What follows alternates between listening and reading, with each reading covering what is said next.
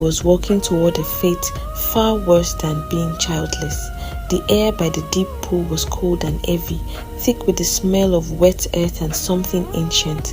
The water was unnaturally still and dark, like a mirror reflecting a starless sky. The usual night sounds were gone. All Adama could hear was the deep humming whisper of the current. She knelt at the water's edge. She had no fine cloth or perfumes to offer, only her own despair.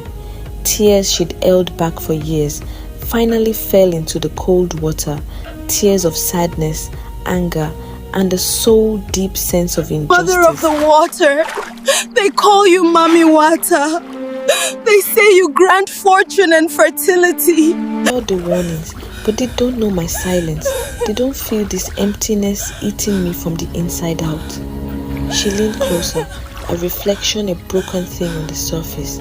I am a good wife, a good woman.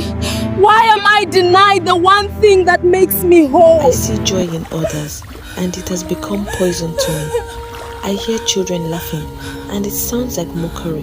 Her plea wasn't a prayer, it was an accusation, a raw cry from her very being. She poured every ounce of her pain into the silent, watchful water. When she was finally empty and exhausted, she pressed her forehead to the damp earth. The silence that answered was different now. It wasn't empty, it was listening. The deep hum of the current grew louder, resonating in her bones. The water began to stir.